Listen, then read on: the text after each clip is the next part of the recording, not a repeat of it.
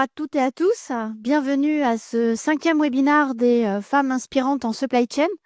Je suis Marie-Laure Furgala, je suis la directrice de l'ISLI, Master en Global Supply Chain de Cash Business School. Je suis également membre du COMEX de France Supply Chain, en charge de la communauté des femmes en supply chain.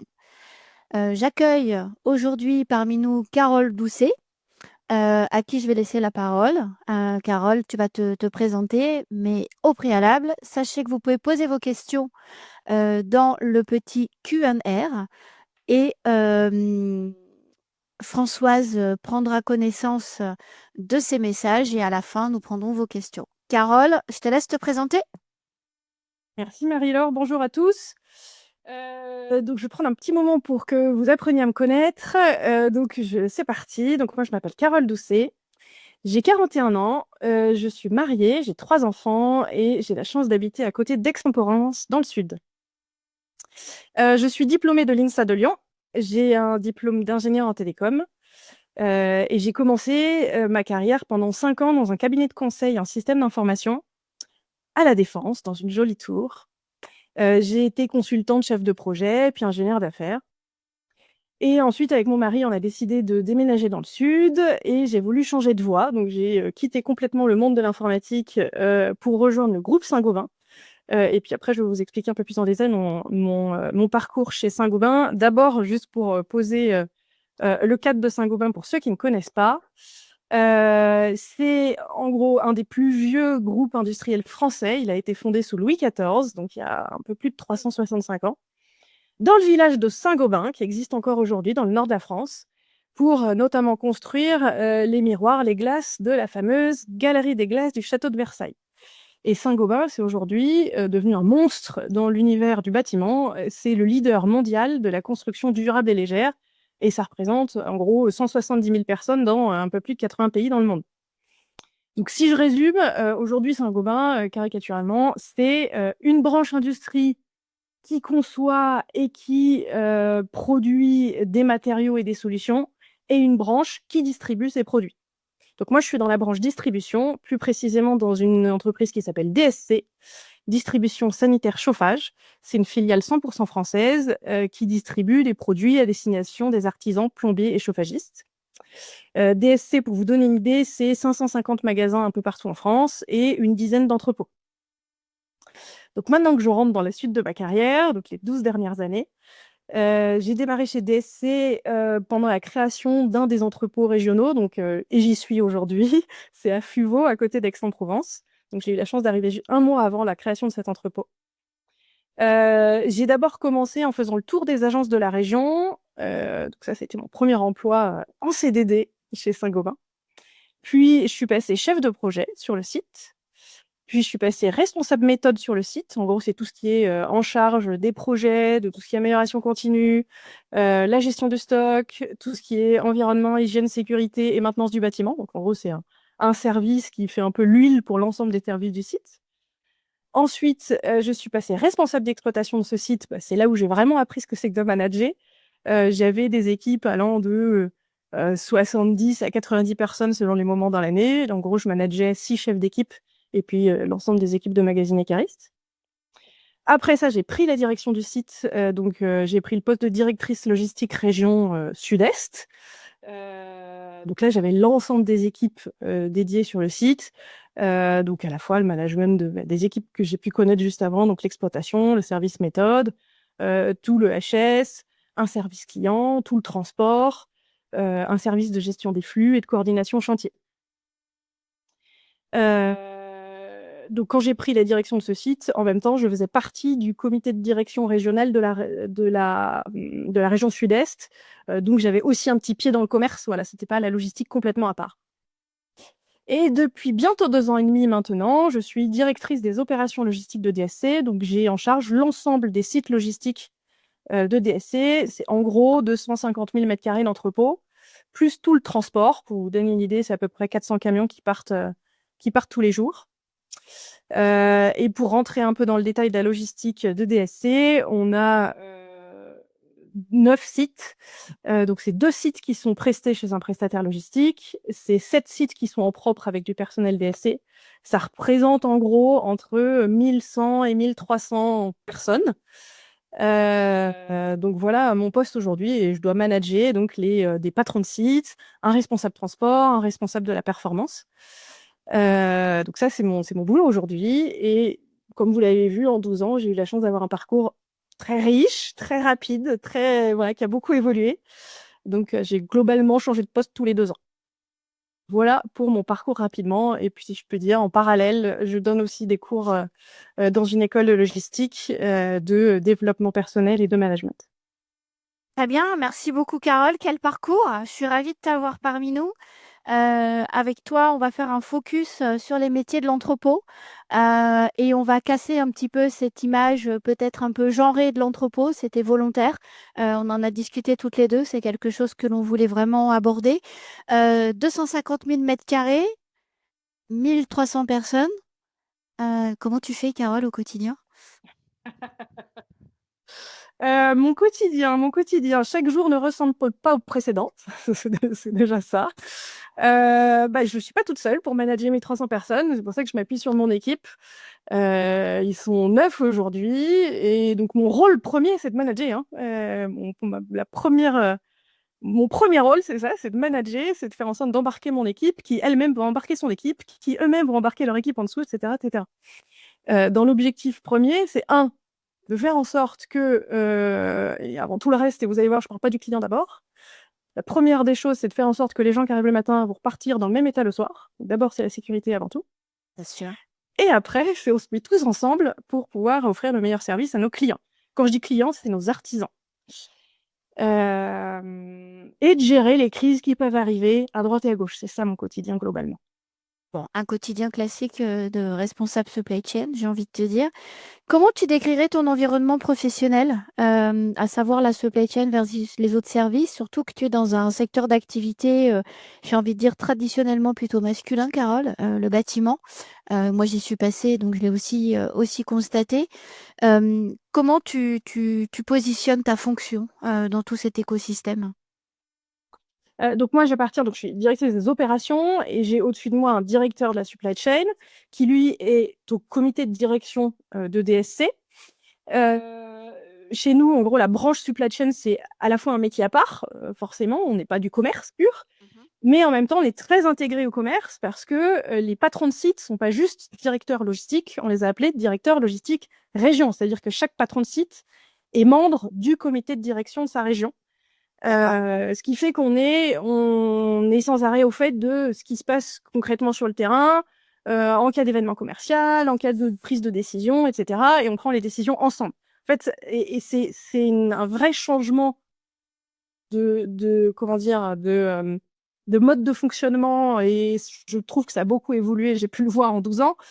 Aujourd'hui, on est, comme partenaire au service des clients finaux, et ça, c'est véhiculé à peu près à tous les niveaux de la chaîne. Mes clients, c'est pas les agences, mais c'est bel et bien les clients finaux, c'est ceux qui payent. D'accord. C'est un métier, tu vois, à part et en même temps très intégré. D'accord, donc un couple, commerce, logistique au service du client, pour résumer. D'accord. Dans ton parcours, est-ce que tu as rencontré des personnes qui ont été clés? On parle souvent de mentoring. Est-ce que, ces personnes t'ont aidé à évoluer, au niveau de ta carrière? Est-ce que ça a été important dans cette prise de fonction quand tu es arrivée? Évidemment que j'ai eu la chance d'avoir des gens qui m'ont beaucoup aidée. J'ai pas eu un parcours aussi rapide toute seule. J'ai eu la chance d'avoir plusieurs mentors, que ce soit au sein de Saint-Gobain ou en dehors. Je zoome juste sur le mentoring et après je pourrais partir sur autre chose, mais en tout cas, j'ai eu la chance de bénéficier d'un mentorat à un moment de mon parcours. Il me semble que quand j'étais responsable d'exploitation. Et j'ai aussi 2 personnes, donc voilà, ça c'est le mentoring classique avec, un mentor qui fait pas partie de sa BU, qui est à l'extérieur et qui permet d'avoir un miroir et un autre regard sur son activité, sur son quotidien, et qui va ouvrir sur un réseau aussi et qui va permettre de se poser les bonnes questions pour la suite de son parcours. Donc ça, c'est, on va dire, du mentoring classique. Mais j'ai aussi la chance d'avoir 2 personnes qui ont joué ce rôle-là en particulier. Un manager génial pendant 8 ans qui a été le patron du site sur lequel je suis là, qui voilà, lui aussi m'a c'est beaucoup et m'a beaucoup accompagné sur ces 8 ans sur site. Et puis mon actuel DRH log qui est avec moi depuis 3 ans et qui globalement me coach au quotidien.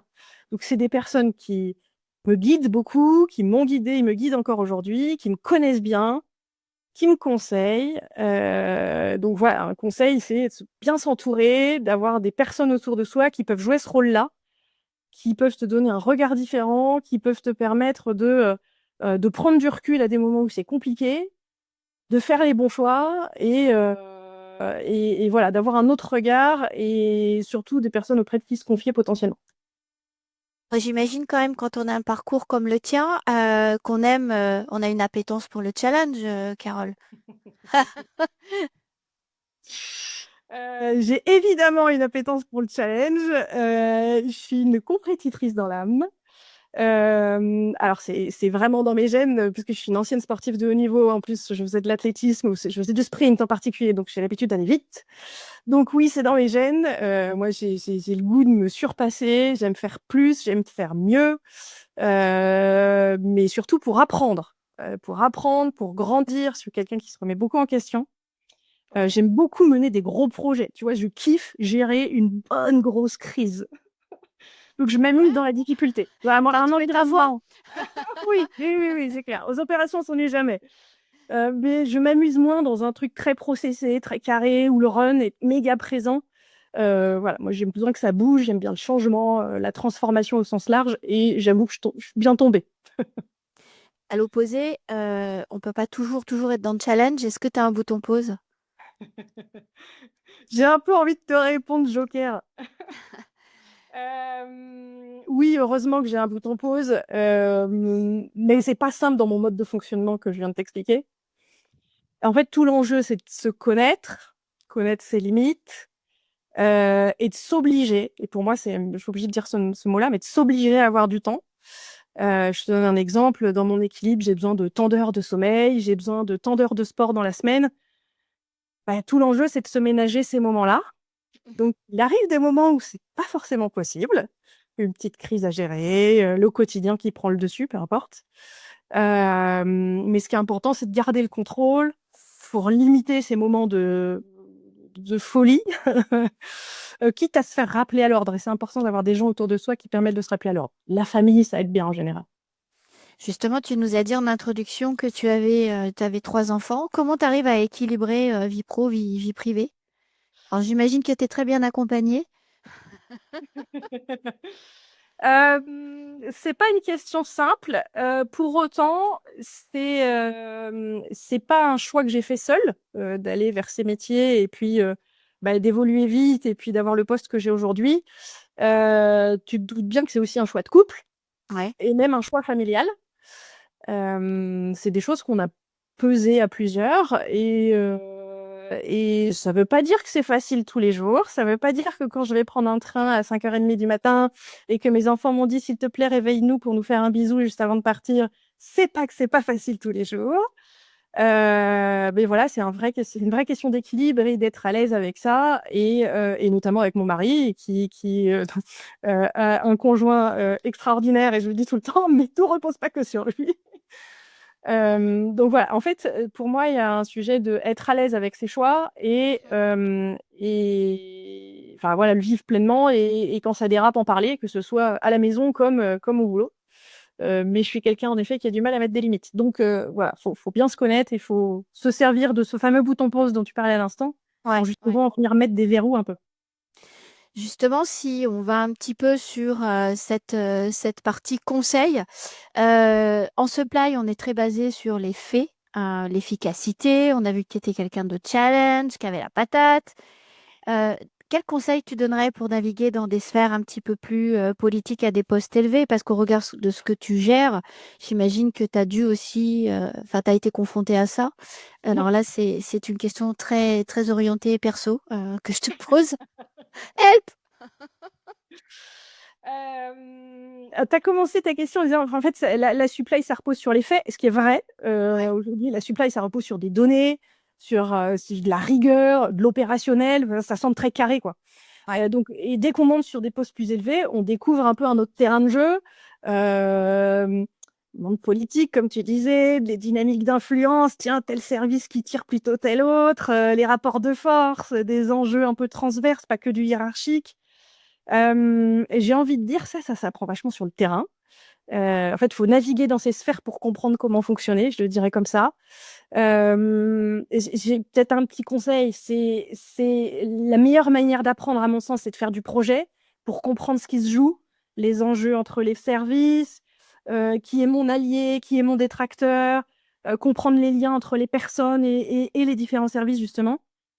Après, je voudrais juste mettre un petit bémol sur une chose. On imagine souvent que la politique, c'est que au niveau des DG ou dans un comité de direction ou en COMEX, peu importe. Mais soyons clairs, il y a de la politique à tout niveau, hein. La politique, elle existe entre deux chefs d'équipe, entre un magasinier et puis, je sais pas moi, un responsable d'exploit, entre deux métiers qui ont des objectifs pas toujours alignés. Donc, en gros, pour moi, dans le monde de l'entreprise, dans une organisation, chaque personne va jouer un rôle. Après, quand on vient de la supply, et je reviens sur ton début de question, hein, quand on vient de la supply, je pense qu'on a un atout parce qu'on connaît le terrain. Je pense qu'on sait analyser vite, apporter des faits, tu vois, pour objectiver un sujet. Dans des sphères un peu politiques, ça permet justement de maîtriser un peu ce qui est réel, ce qui se passe vraiment sur le terrain. Donc tu t'appuies sur ça, en fait. Tu t'appuies Ouais. sur ton concret, ton terrain Ouais. pour justement, j'ai envie de dire, pouvoir naviguer dans ces sphères peut-être un petit peu moins rationnelles et un petit peu plus Exactement. tumultueuses. Et du coup, ça se joue, comme tu le dis, à la fois sur le plan des compétences et puis des connaissances, on va dire. Et Ouais. ça se joue aussi sur un deuxième plan qui est plutôt en termes de posture, savoir-être. On se dit, tiens, plus on va monter dans la hiérarchie, plus il faut mettre une espèce de masque et il faut jouer un certain jeu.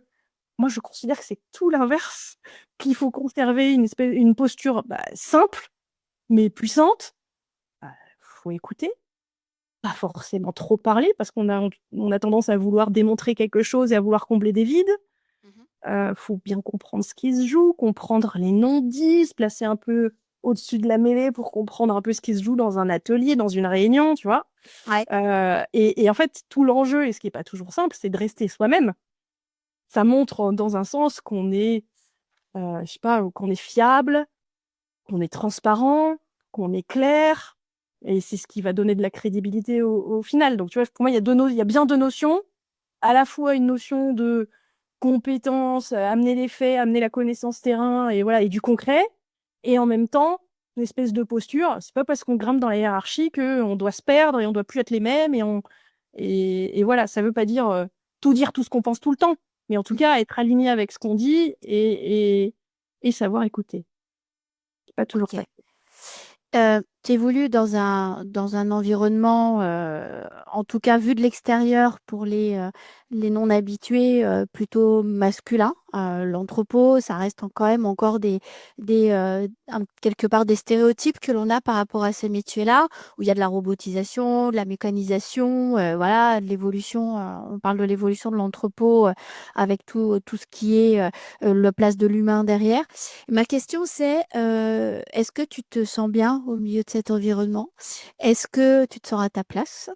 Et quelles sont tes relations avec tes collègues? Il n'y a pas de jalousie de la part de la jante masculine? Moi, j'ai envie de te dire, est-ce que tu poses la même question aux hommes? Absolument. Non, mais c'est justement pour démystifier ça que je te pose la Ouais. question. C'est un sujet complexe, si tu veux.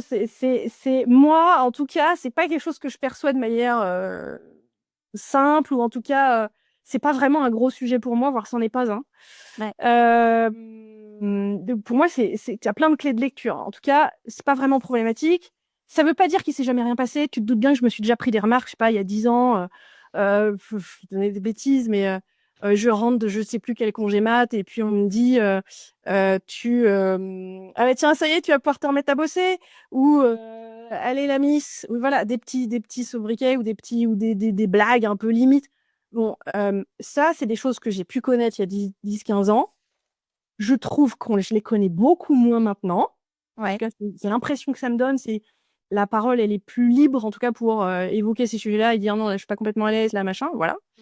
Mhm. En tout cas, ça n'a pas vraiment été réellement un sujet pour moi. Et j'ai la chance d'être dans une entreprise et la précédente avant, j'ai connu que 2 entreprises, mais en tout cas, les 2 entreprises que je connais me permettent de se dire que, comment je pourrais le formuler, la compétence, bah, elle n'a pas de sexe, quoi, elle n'a pas de genre. Ouais. Et ça, quand c'est, si tu veux, quand c'est euh, dans la culture d'entreprise, dans le style de management, ben, du coup, t'as moins de problématiques. Ça veut pas dire qu'il y en a pas, ça veut pas dire que sur les entrepôts, il y a aucun problème. Mais en tout cas, moi, personnellement, je suis pas forcément confrontée. Du coup, tu Euh, fais pas attention. ouais, je sais pas. C'est dur de répondre à ça. Est-ce que si on a un conseil à donner aux jeunes qui nous écoutent et qui souhaitent embrasser des carrières justement dans l'exploitation, l'entreposage, est-ce qu'il y aurait des tips à donner, quel que soit le genre du coup, pour cette entrée de carrière? Des conseils pour les plus jeunes. Je vais dire des choses que je dis souvent quand je suis en cours ou quand je suis au téléphone avec les étudiants. Première chose, apprenez à vous connaître. En fait, comprendre comment on fonctionne, c'est quoi nos drivers, nos motivations, nos zones d'ombre. Ben, plus on se connaît, plus on va comprendre et on va apprendre à fonctionner avec les autres. Donc, la première chose, déjà, il faut que chacun apprenne à se connaître. Rien que ça prend un moment. Et deuxième élément, j'aime bien dire que c'est normal de ne pas savoir ce qu'on veut faire. Et peu importe l'âge, jeune ou moins jeune. Oui, puis ça peut Moi, évoluer. Ça peut et évoluer. ça peut évoluer. Moi, j'ai fait un virage complet de carrière il y a 12 ans.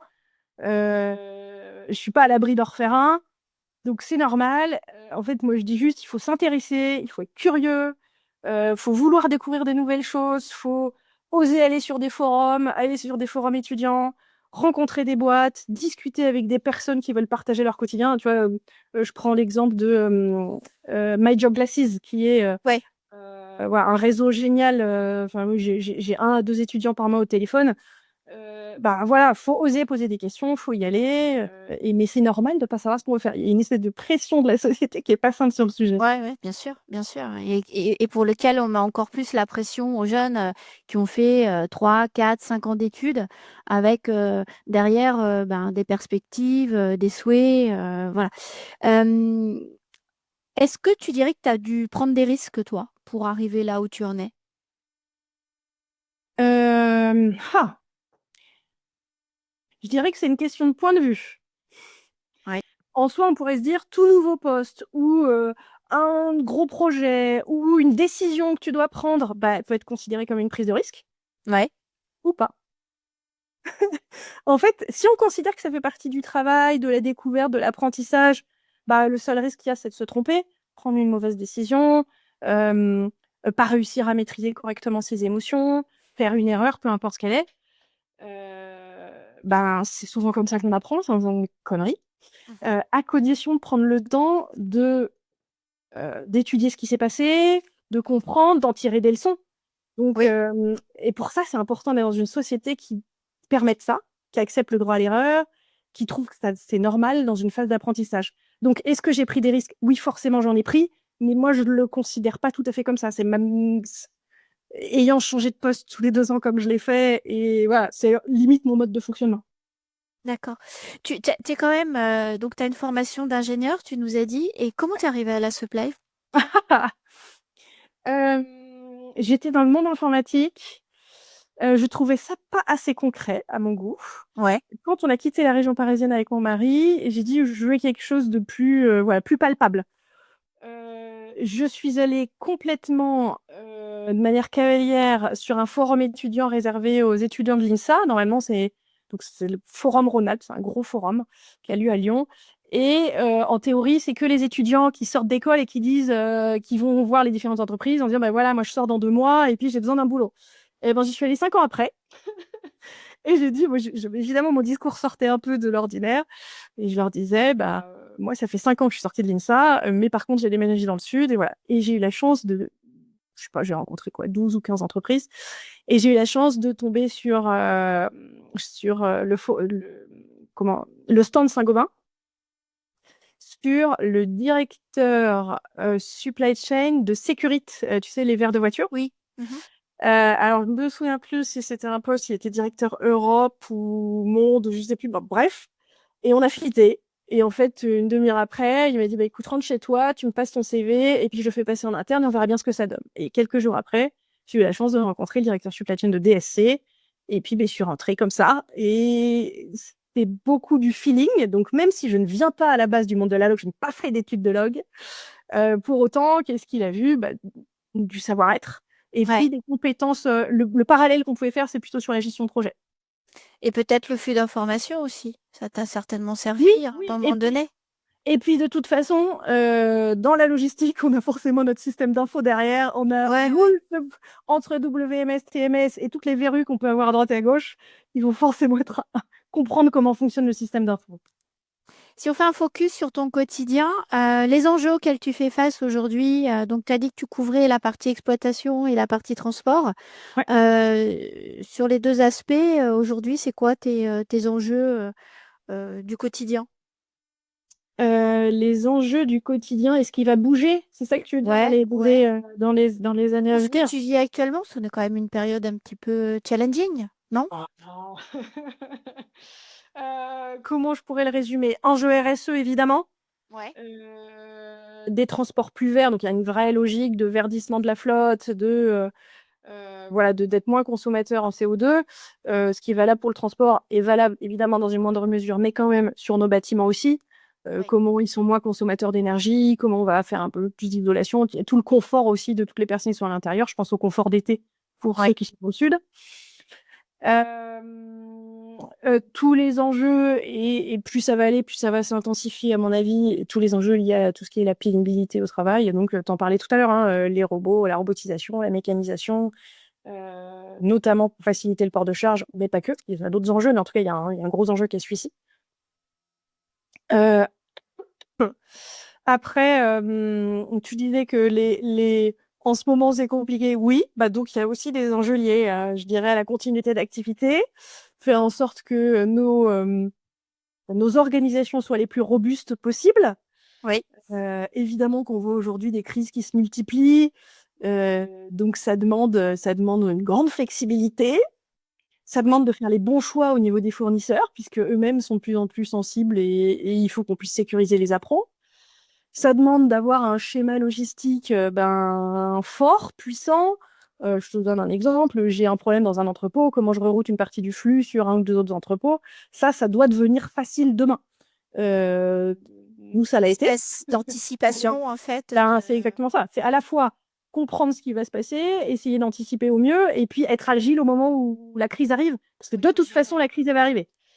Bah, de toute façon, on a compris que c'était ton kiff. Donc, Et en plus, je l'adore. Là, si je pouvais en donner deux en ce moment, on a quid de l'Iran et les conséquences sur les approvisionnements, qui est moins mon domaine, puisque moi, je suis vraiment aux OP. Pour autant, j'aurais j'ai envie de dire, je suis un peu en bout de chaîne, mais j'ai besoin de me tenir au courant de tout ce qui se passe, parce que ça va avoir des impacts potentiels sur l'activité, en réception comme en expédition. Et le deuxième élément lié à l'Iran, c'est le gasoil, et donc le prix, et quid de pénurie, peut-être ou pas, j'en sais rien. Voilà, donc il y a tout ça on doit se maintenir en veille de toute façon. Ça, c'est les donc ça, enjeux. c'est des sujets sur lesquels actuellement tu travailles avec tes équipes pour effectivement anticiper les plans B. On a parlé de l'évolution du métier dans l'entrepôt. Donc, tu as abordé la partie pénibilité au travail. Moi, j'aimerais voir avec toi comment est-ce que tu vois évoluer les choses dans les métiers de l'entrepôt avec justement cette espèce d'accompagnement au changement. On parle beaucoup de la data, on parle beaucoup de tout ce qui est mécanisation, robotisation, la place dans l'humain, dans tout ça. Comment toi, tu vois cette conduite du changement et le rôle que doit jouer le manager? On s'accorde tous à dire que on n'est pas un métier attractif. Donc voilà, comment est-ce que tu vois toutes ces connexions, toi, dans ton quotidien? Juste pour rebondir, je ne sais pas si c'est qu'on n'est pas un métier attractif, mais en tout cas, dans la conscience commune, quand les gens comprennent logistique, ils entendent palette et camion. Je Oui, caricature, mais c'est ça. Donc il y a un vrai enjeu, tu as raison, de recrutement Ouais. et de transformation des métiers en même temps. Donc évidemment que tout ce qui est lié mécanisation, robotisation, tu vas avoir des enjeux de un peu plus de maintenance, donc il y a des profils qui vont se transformer un peu plus dans des profils techniques. Oui. Tu vas voir avec l'arrivée de l'IA, la digitalisation de certains métiers, hein, oui, il y a peut-être une partie, quelques métiers qui vont disparaître. Pour autant, il y aura toujours besoin d'hommes et il y aura toujours besoin de personnes pour embarquer sur le terrain, parce que les robots, ils sont bien, mais ils font pas tout. Et puis fiabiliser tout ça, en fait, comme tu dis, hein, on a l'IA, elle arrive, mais c'est la révolution. On a encore un petit peu de temps devant nous. L'IA, elle va surtout permettre d'améliorer des outils, de mieux utiliser la donnée, et tout ça pour fiabiliser tout un tas de trucs, fiabiliser les flux, la prévision, optimiser tout ce qu'on fait, etc. Donc il faut des gens capables de gérer ça, de traiter de la donnée, de traiter, voilà. Donc ça, c'est un vrai enjeu. Et donc je te rejoins, tu as raison sur, à mon sens, 2 sujets. À la fois, comment on attire Ouais. Et comment on garde et comment on fait garde évoluer et et comment on comment on fait transforme. évoluer, en fait, pour Exactement. répondre aux enjeux. Exactement. OK. Et donc? Mais des soirées comme aujourd'hui, eh ben, tu vois, ça c'est une bonne manière de parler de nos métiers, assez simplement.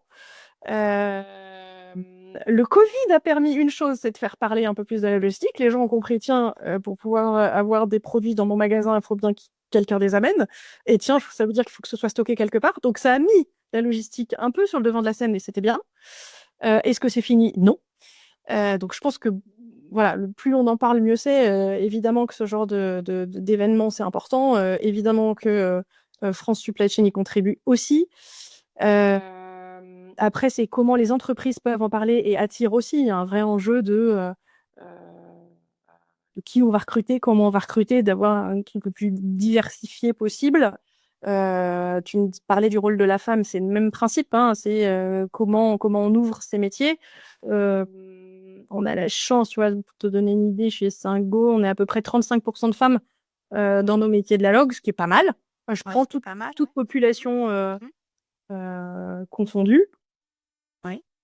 Euh, C'est une volonté de diversité ou c'est arrivé comme ça? Comment tu l'expliques? je pense que les deux, mon capitaine.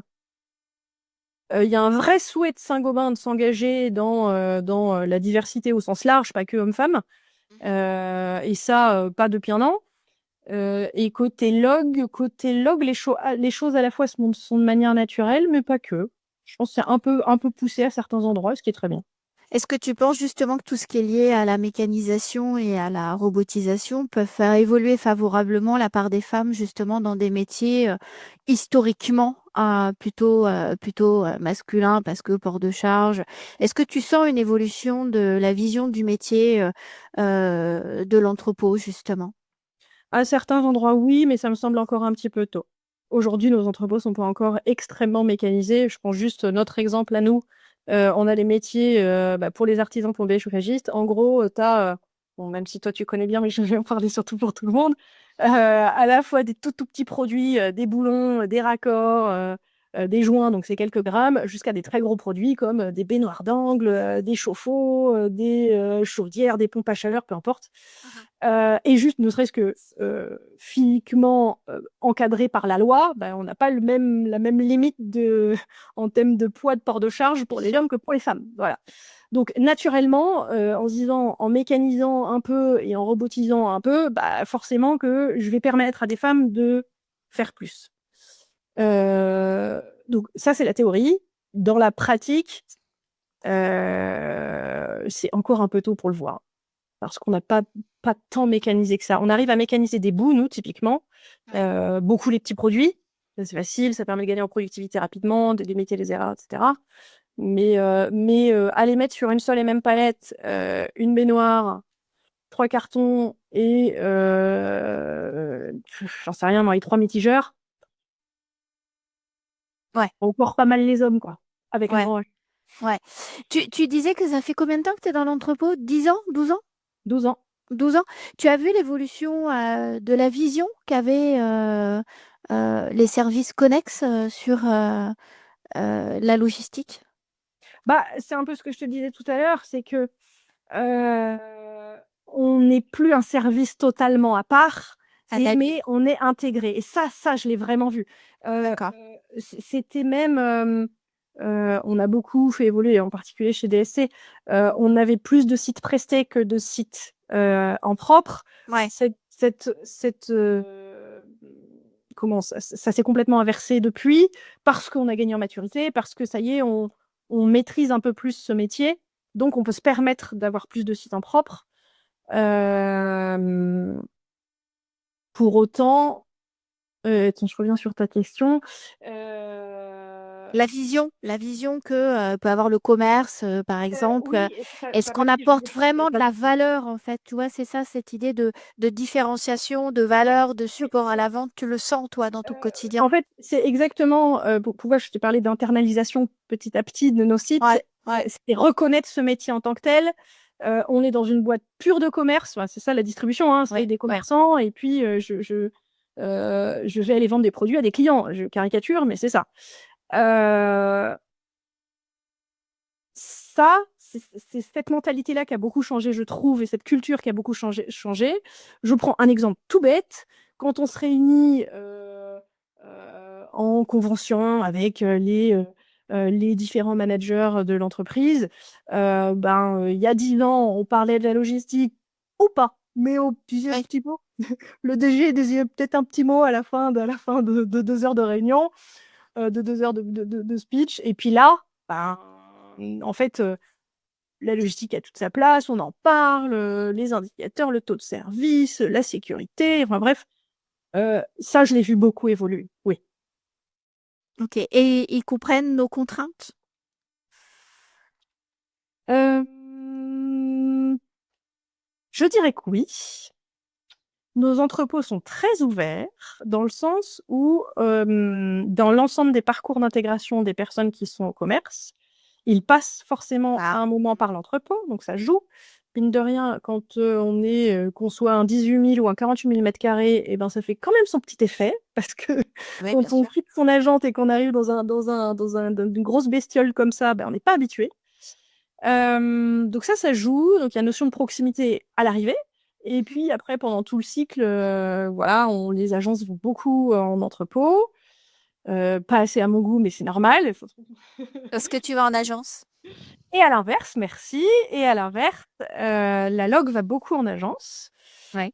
voire même les magasiniers qu'on emmène en agence aussi pour qu'ils comprennent ce que c'est. C'est vrai qu'à force de manipuler des cartons au quotidien, au bout d'un moment, Ouais. on sait plus trop ce qu'il y a dans les cartons. Donc c'est une bonne manière aussi de voir, à quoi je sers, à quoi sert mon métier et comment voilà, pourquoi on a besoin de moi, magasinier cariste, alors que je suis en bout de chaîne finalement. Ouais, pour donner du sens aussi à leur quotidien. Ouais. Très bien. Je te propose de passer un petit peu plus sur toute la partie gestion de carrière. Euh, Comment tu arrives à composer avec les décisions des autres? Alors, on a déjà un petit peu abordé cet aspect-là, mais je suis désolée, j'y reviens, mais ça, c'est mon thème, hein. Un petit peu de mal à courber les chines. Euh, Est-ce que tu penses que justement, ton expérience, passée, le fait que tu aies complètement changé de secteur d'activité t'a aidé en fait finalement par rapport à à ces aspects-là? Tu quand même, je suppose que tu es pas arrivé en manageant, 1 300 personnes. Tu es arrivé en manageant moins de personnes, mais comment tu as grandi en fait dans cette, hiérarchie et comment tu as composé? Voilà, il me faut les clés, Carole. Écoute, moi je comprends composer avec comme travailler, ouais, avancer, faire avec les autres quoi. Et parfois composer avec des injonctions contradictoires, ce qui arrive quand plus on monte dans la hiérarchie, plus potentiellement, enfin, je suis pas complètement d'accord avec ce que me dit mon chef, mais je vais le faire quand même parce que je dois le faire. Ça, c'est plus complexe. Mais pour moi, composer avec les autres, c'est comprendre, du coup, ça t'oblige à être curieux, à écouter, ce dont je te parlais tout à l'heure, Ouais. apprendre à connaître les services, les tenants, les aboutissants, les enjeux, et c'est ce qui t'amène à travailler avec eux. En fait, que ce soit avec ses collègues, avec son équipe, avec les équipes de direction, bah, faut comprendre un peu ce qui se passe et je te rejoins quand tu dis: «Ça s'apprend pas comme ça s'apprend pas dans un bouquin, ça s'apprend pas à l'école». Bah, ça s'apprend en le vivant. Ouais, en décilotant. T'es en train de m'expliquer le métier de la supply, en fait. Hop, ok, d'accord. Je vais J'ai un DG retourner. qui aime bien dire il faut saucissonner les sujets. Qui découpe ses tranches de saucisson et tu mets les saucissons dans des cases. Oui, mais bien sûr que c'est ça. Bien sûr. Et t'apprends pas à être manager du jour au lendemain. Tu fais autant de conneries que possible et c'est comme ça que tu t'apprends et que tu grandis. Et je t'ai parlé tout à l'heure de mes mentors, je t'ai parlé tout à l'heure je me suis beaucoup fait accompagner. Ça joue aussi. T'as eu Ça des joue. formations au management? J'en ai eu quelques-unes, pas tant. Hein, comment mener un entretien annuel? Non, j'en ai eu C'est les quelques-unes. classiques, celui-là. Ouais, t'en as deux, trois un peu corporate comme ça, mais non, la majorité, je l'ai appris de mes pairs, de mes managers. Et je te dis, le fameux manager qui a été avec moi sur site pendant 8 ans. Euh, T'es une et éponge, en après, fait. T'es une ben, éponge, en fait. il y a de ça. Et en fait, si tu veux, je suis dans un environnement, et je pense que Saint-Gobain au sens large est comme ça, particulièrement DSC. Euh, Peu importe ton niveau hiérarchique, tu vas trouver des gens pour discuter de ton quotidien. Tiens, j'ai telle problématique managériale, est-ce que je peux t'en parler, s'il te plaît? Mais même dans mes équipes, hein, c'est-à-dire que j'ai une problématique avec un de mes entrepôts, je vais en discuter avec un autre entrepôt pour justement creuser, croiser les idées, avoir un autre regard. Je pense que c'est ça tout l'enjeu. En fait, le vrai sujet, c'est jamais rester seul. Ouais, de toujours échanger et de confronter un petit peu les idées. Tu définirais ton leadership comment, Carole? Parce que je sens bien que t'as la patate. Je me demande à quoi tu tournes d'ailleurs. Je voudrais bien la même chose. Et je bois pas de café, figure-toi. Eh ben dis donc, eh ben vaut mieux. Hein? J'ai envie Faut de te dire. énormément. Comment je peux définir mon leadership? Je pourrais résumer ça comme ça. Ouais. Je sais comment prendre les gens. En fait, je comprends comment ils fonctionnent et ce qu'ils ressentent. Je comprends ce qui va se jouer dans un groupe, comment motiver un groupe, comment embarquer. Moi, tu vois bien, je parle pas très très bien. Je suis quelqu'un d'assez simple, mais j'aime beaucoup les gens de manière générale et je suis quelqu'un de positif. Donc, je pense que ça entraîne assez naturellement. J'aime beaucoup embarquer une équipe et allez, on va là et puis on y va tous ensemble et on va s'amuser ensemble. Donc j'ai un vrai plaisir à faire avec, à faire et à être ensemble. Voilà, on va dire ça comme ça. Ça serait ta devise? Ah, on n'est pas loin de ma devise. Oh, tu nous la diras à la fin, ta devise. Est-ce que tu as dû gérer quelquefois l'inconfort et si oui, quel outil ou posture tu as adopté? Un- Quand tu dis inconfort, c'est au sens large, c'est Au comment? sens large, ouais, je vais pas le cibler parce que sinon tu vas partir en escape. Mais Gérer une situation d'inconfort, évidemment qu'il y en a. ouais. Et en fait, tout l'enjeu, c'est de pas vouloir devenir Superman, en gros, de pas devenir invincible ou paraître plus fort qu'on est. Et c'est ça tout l'enjeu. C'est comment rester authentique, aligné avec soi-même, même dans les moments où tu te sens vulnérable. Donc, en fait, parfois l'inconfort, ça te dépasse un peu, ça te peut gérer. Enfin, je discutais tout à l'heure avec une personne qui a connu une situation compliquée en agence avec un client. Ben, quand il y a un doute sur une situation, enfin, mon premier conseil, c'est en parler. S'il y a un doute, c'est qu'il y a un sujet. Donc, c'est aller voir des collègues, aller voir son manager, aller voir le service RH, peu importe, mais en tout cas, on doit rien laisser passer. Ok.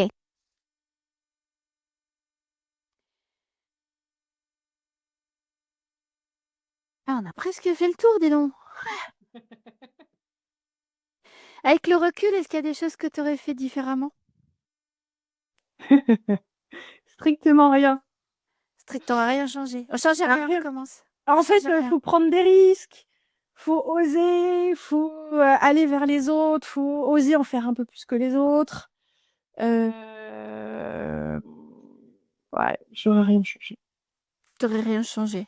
Mm. Très bien. En synthèse, les clés d'une belle carrière en supply chain?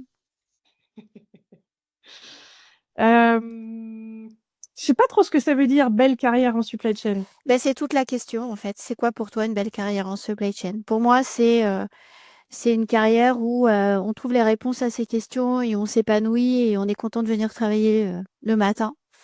Voilà. Pour moi, c'est ça une belle carrière parce qu'on a chacun nos projections. Eh ben, Pour toi, c'est quoi? complètement. Je te rejoins complètement. Une belle carrière, c'est faire ce qu'on aime, Faire ce qu'on se aime. lever avec la banane et le faire bien. En tout cas, ce que j'aime dans la logistique et la supply au sens large, c'est que ça offre une grande richesse de métiers, plein de parcours. Après, tout dépend ce que veulent les gens. Je connais des magasiniers caristes extraordinaires qui adorent leur métier et qui en changeraient pour rien au monde. Et je connais aussi des personnes qui ont la bougeotte, qui ont besoin de changer de métier fréquemment, qui ont évolué, tu vois, qui ont fait du terrain, du projet, de la strat. Voilà. En tout cas, la log permet ça. En fait, la log permet ça, la supply permet ça parce qu'on est transverse, justement. Ouais. Donc, c'est ce qui peut permettre de rebondir, de changer et d'avoir cette vision un petit peu de connexion dont tu parlais. Est-ce qu'on a des questions dans le chat, Françoise? Non, Ah bon? je n'en vois pas dans questions-réponses. Je n'en vois pas. Très bien. Donc, on va continuer sur les 10 dernières minutes. Donc, n'hésitez pas à poser vos questions d'ici la fin du webinaire, surtout dans Q et R, hein, dans questions et réponses. Parfait. Qu'est-ce qui t'anime quand tout va mal? Ah ah. Qu'est-ce qui m'anime quand tout va mal? Et parfois, on va broyer du noir parce que t'as tout plein de problématiques qui t'arrivent, une petite crise, une situation managériale compliquée, t'as plein de problèmes qui t'arrivent dans le pro comme dans le perso. Et on a l'impression que potentiellement, waouh, en face de soi, il y a une belle montagne, quoi. Et ben c'est, tu vois, je rejoins sur ce que je t'ai dit tout à l'heure. C'est vraiment dans ces moments-là où on peut se sentir seul. Pour moi, la clé, c'est de parler, c'est de pouvoir se confier. Et souvent, hein, on dit que le simple fait de parler d'un sujet va désamorcer tout de suite la problématique, va donner un autre angle de vue, va permettre tout de suite de redescendre en pression. T'as un Donc, quand ça va étudiant? mal, T'as quelqu'un à proximité? oui, j'ai de la chance d'avoir des gens, et pas qu'une personne, qui peuvent jouer ce rôle-là. Au-delà des mentors dont je t'ai parlé tout à l'heure, Ouais. ouais, je peux faire appel à des gens, ça va être soit dans mes équipes, soit des pairs. Autres, tu vois, je t'ai parlé de ma DRH Log tout à l'heure, qui joue vraiment ce rôle-là aussi d'accompagnement. C'est puissant.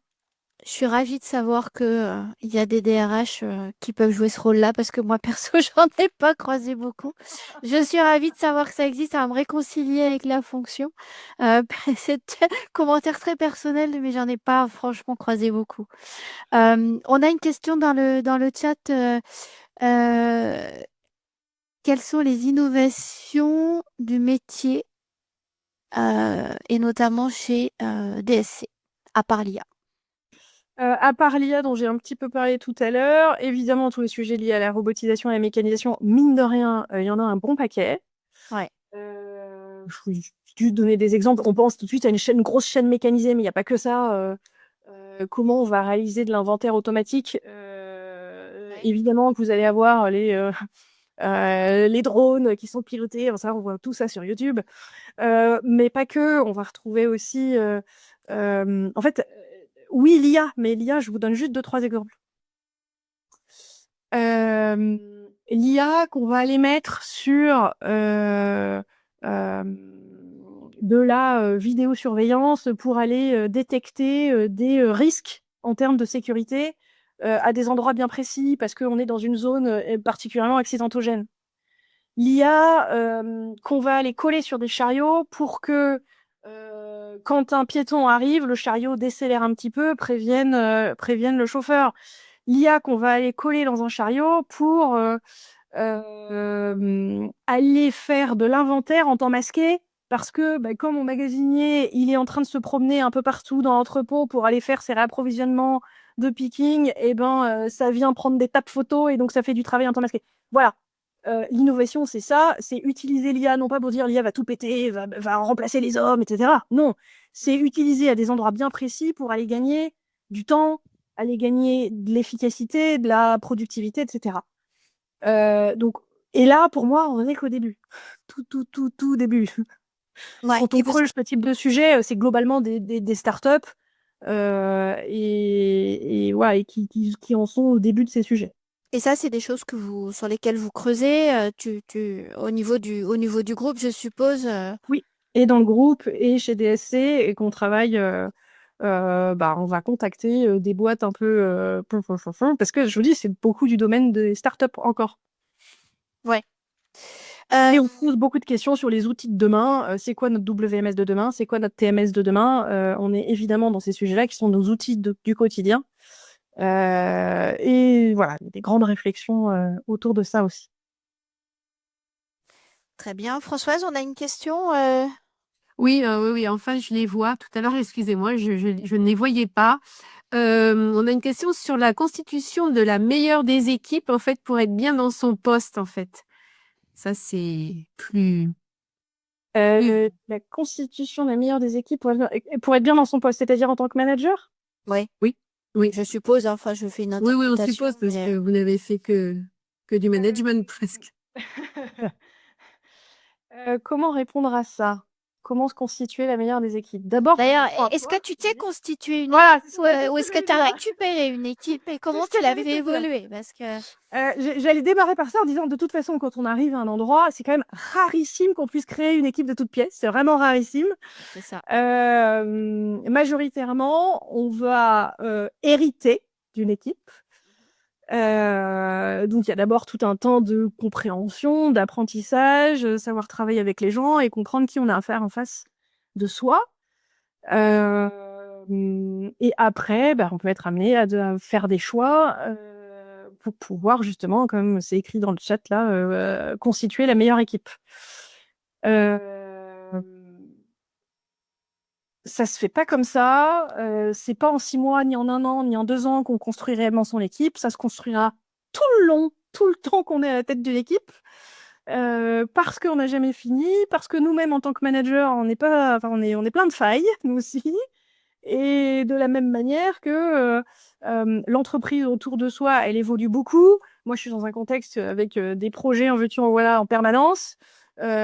Potentiellement, une personne va parfaitement correspondre pendant 2 ans, puis après, va un petit peu moins correspondre parce que l'entreprise évolue et que elle, ça lui convient plus trop, etc. Donc, en fait, c'est un enjeu constant. C'est pas, je me suis jamais dit à un moment, non, ça y est, J'ai l'équipe.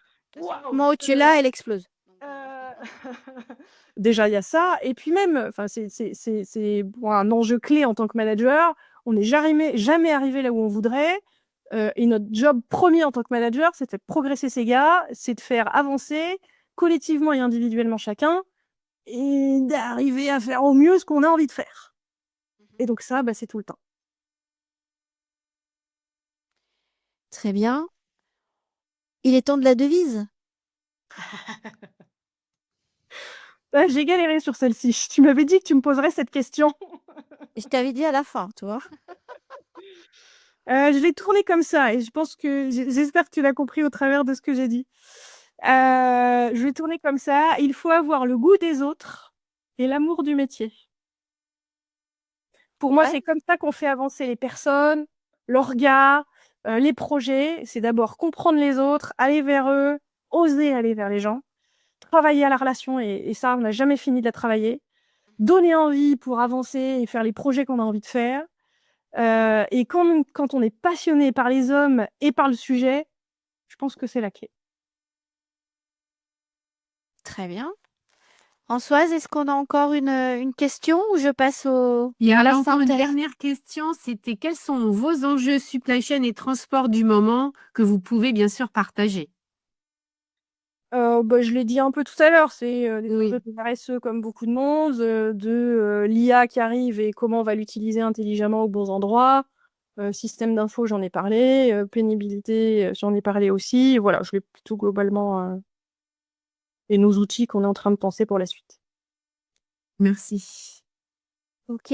Je vais passer à la synthèse. Alors, j'ai pris des notes. J'espère que j'ai pas oublié. Moi, un mot pour te résumer, parce que tu l'as répété beaucoup, beaucoup, beaucoup, c'est oser. Voilà. En synthèse, ça serait ça. Donc, tu as commencé ta carrière dans l'informatique. Ensuite, tu as basculé vers le groupe Saint-Gobain. Ça s'est fait par une rencontre dans le cadre d'un forum étudiant des anciens de l'INSA, où tu t'es clairement incrusté, hein, disons-le. Mais moi, je pense que rien n'est fait, rien n'arrive par hasard. Donc, quelque part, tu allé chercher ce qui t'attendait. Ton quotidien aujourd'hui, bah, tu manages 9 personnes en direct, avec une totalité de 250 000 m² et entre 1 100 et 1 300 personnes.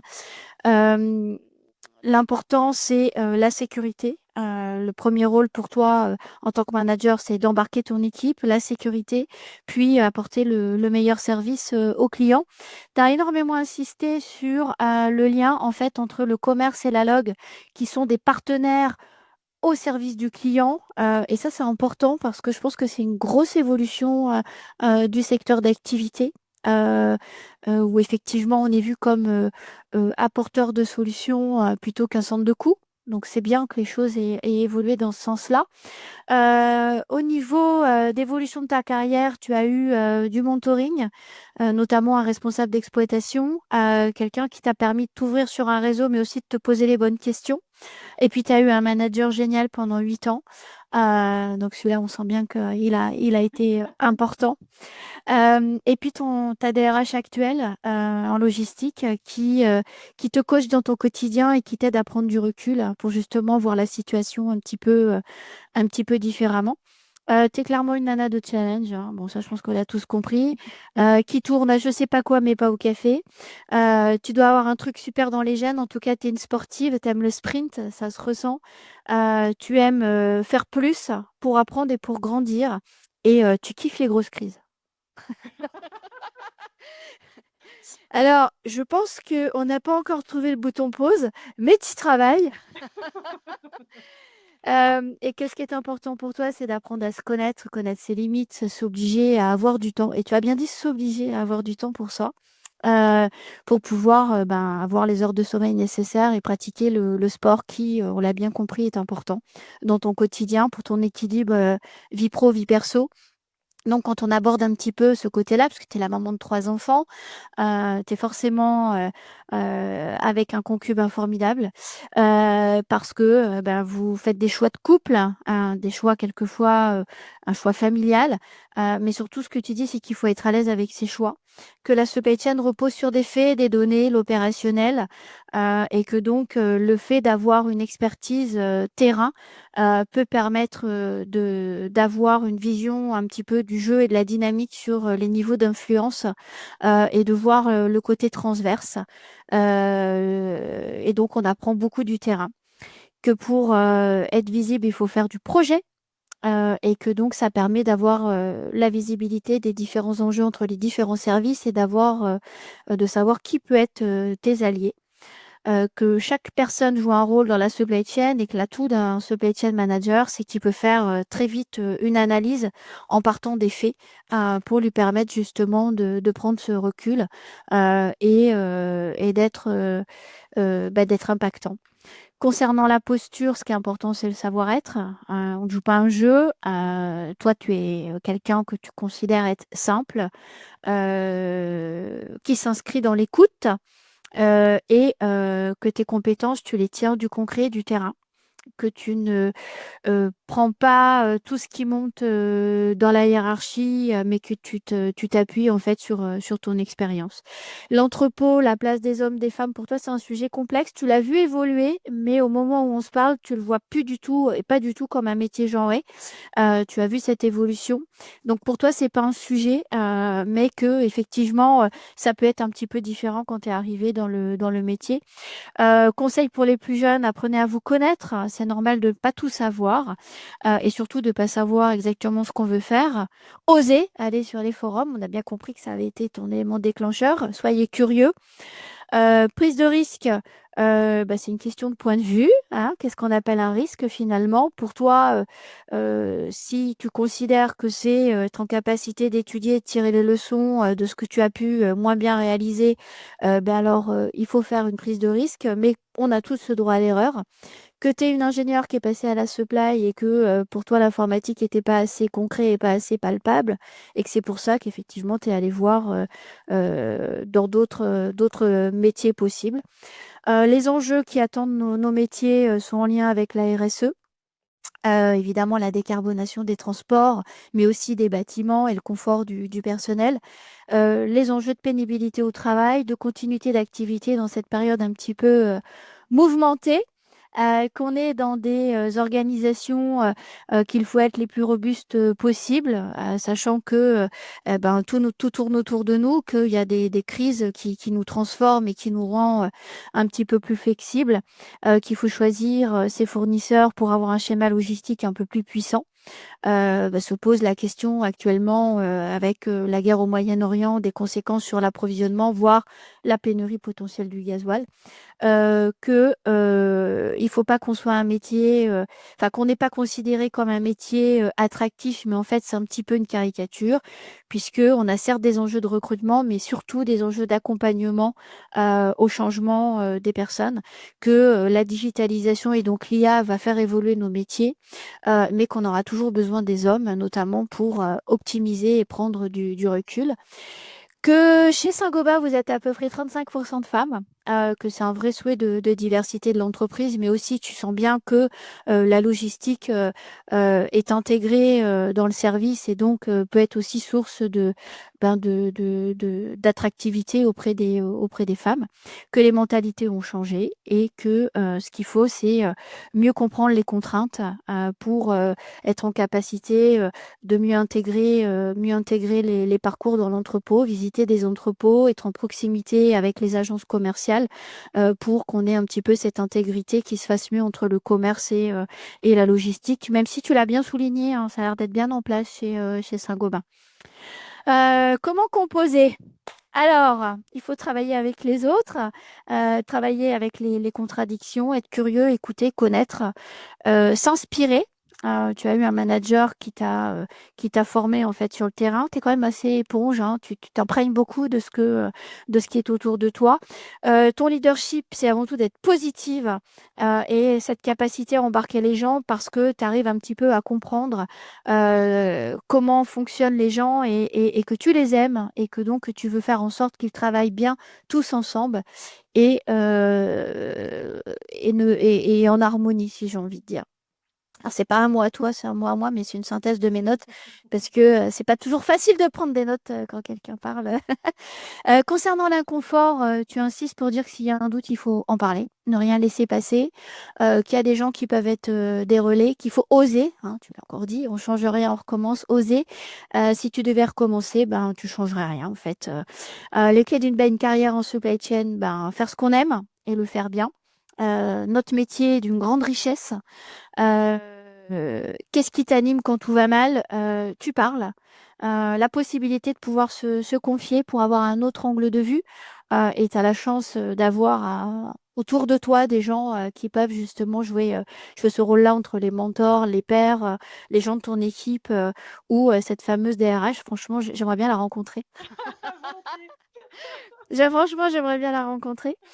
Si on parle des innovations qui attendent nos métiers, évidemment, il y a l'IA, mais l'IA pas en tant pas en tant que outil qui va détruire des métiers, mais plus comme un outil d'aide, notamment pour travailler sur les aspects sécuritaires, pour mieux détecter les zones accidentogènes, faire freiner les chariots lorsqu'il y a un piéton qui arrive, ou travailler et optimiser à faire des inventaires en temps masqué en fonction des circuits de préparation de tes préparateurs.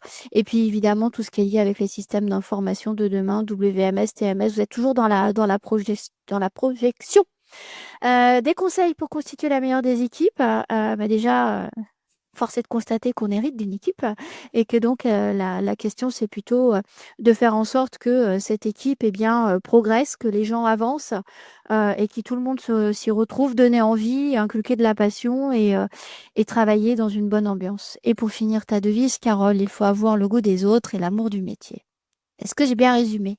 Très bien, je te remercie. Bon, est-ce qu'on a d'autres questions sur le chat? Non, il n'y a pas d'autres questions. Ta caméra est coupée, par contre, Marie-Laure. Mais je suis toujours là pourtant. Oui, Mais je ma sais. caméra est en... Donc, Ouais. voilà, elle est en Mais berne, mais bon. En tout il cas, est temps, tu es là, donc tu as très bien résumé. il est temps, Bien. il est temps d'étendre. Je partage la couverture de...